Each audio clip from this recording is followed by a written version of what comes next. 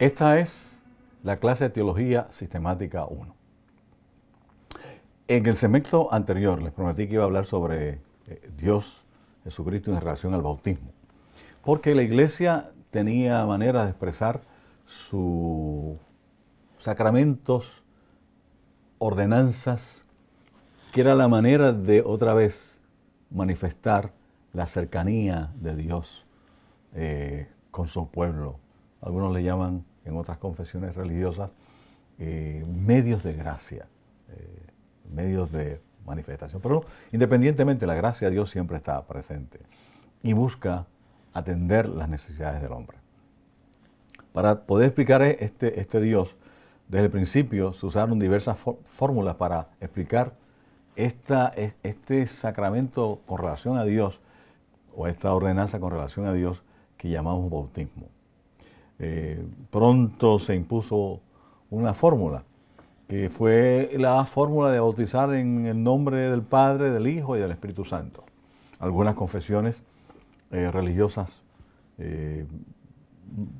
no rechazan, modernas hoy día, rechazan esta forma de bautizar y dicen bautiza en el nombre de Jesús. A ese grupo le llamamos los grupos unicitarios y ellos mantienen la fe en otras cosas semejantes a la mayoría de los grupos pentecostales, pero en esto se diferencian y van a la Escritura para revisarlo. Pero nosotros afirmamos la Trinidad como parte fundamental de nuestra fe cristiana. Pero se mantiene esa concepción filosófica de Dios como uno e inefable. Aunque hay una fórmula de bautismo que habla de bautizar en el nombre del Padre, del Hijo y del Espíritu Santo, la percepción no es que los cristianos adoramos a tres dioses, ni que adoramos a un Dios de tres cabezas. Eso nunca ha estado presente en la experiencia de los cristianos, ni de ninguna iglesia cristiana hoy día. La Trinidad es una expresión para afirmar lo que se llamó, y vamos a explicar más adelante en otro contexto de nuestra discusión, lo que es persona y lo que es substancia. A eso le vamos a dedicar un tiempito más adelante, pero en este momento en particular solamente lo menciono de pasada porque es importante para entender que este solo Dios se manifiesta en el Antiguo Testamento como el Creador, el Padre, que tiene a su cargo la creación.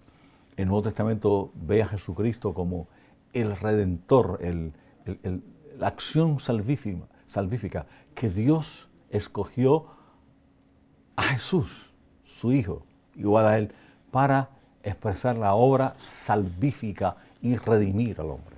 De igual manera, el Nuevo Testamento plantea la realidad de que el Espíritu Santo está presente en la obra de la santificación, el hecho de la aplicación de esa obra de salvación y acompañar a la Iglesia en esa experiencia de vivir una dimensión de entrega total a el proceso y a la misión de la Iglesia, y en esa misión presente en la inspiración de las Escrituras, presente en la inspiración, posteriormente se cierra el canon para que los que leen la Escritura entiendan la Escritura, y presente también en dones espirituales para que la Iglesia pueda realizar su tarea de la proclama del Evangelio, de la entrega del Evangelio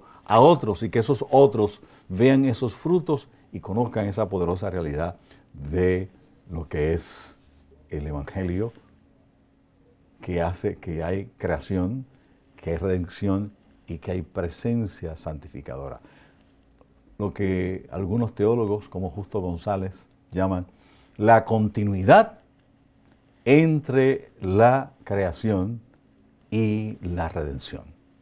Que esta creación no se queda en el limbo, sino que esa creación es también participante del proceso de redención y que hay continuidad entre los cielos antiguos y la tierra antigua, caída y manchada, y los cielos nuevos y la tierra nueva. Desde esa perspectiva, la controversia posteriormente a ese inicio se convierte en una controversia pública. Mientras la iglesia estuvo en el culto y estaba ahí presente, no hubo mucha controversia, porque todos pensaban de la misma manera. Otra vez repito, eran todos judíos. Ahora que se sale de ese contexto de judío y cultura judía a una cultura griega donde hay otras explicaciones, entonces se prende, se enciende la controversia. O sea, luego del 313, las diferencias doctrinales de la iglesia se dimirieron públicamente. ¿Qué ocurre en el 313? En el 313 los cristianos dejan de ser perseguidos y la fe cristiana se convierte en la religión del Estado.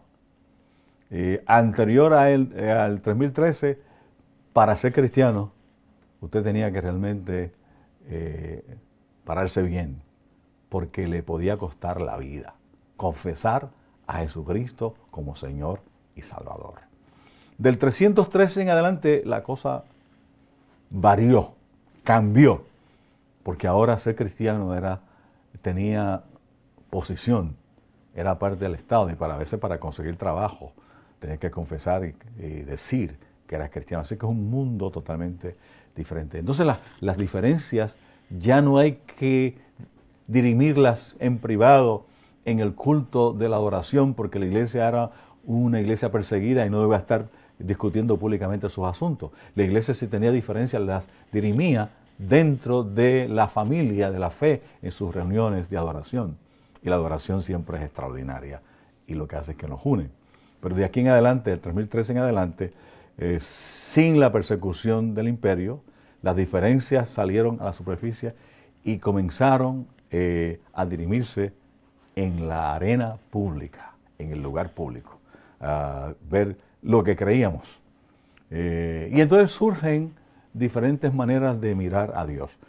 Por ejemplo, el reto que le dio al cristianismo Arrio.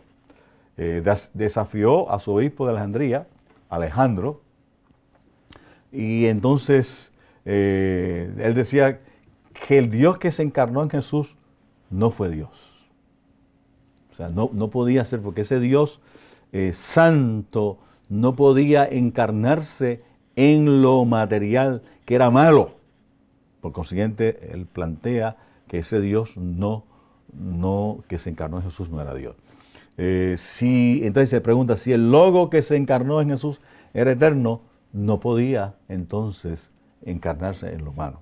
Solo el Supremo Dios es eterno, el Logo es creado. Así que Arrio afirmó que Jesucristo era un ser creado que no tenía la misma dimensión, que no tenía la misma dignidad de Dios el Padre, por consiguiente es creado y por consiguiente está conectado con este mundo caído pecaminoso. Fíjense ustedes cómo, otra vez, el elemento de la filosofía griega, con este concepto platónico de las ideas perfectas en lo espiritual y lo imperfecto y malo en lo material, no hay manera que se pueda conectar a Dios con este mundo terrenal.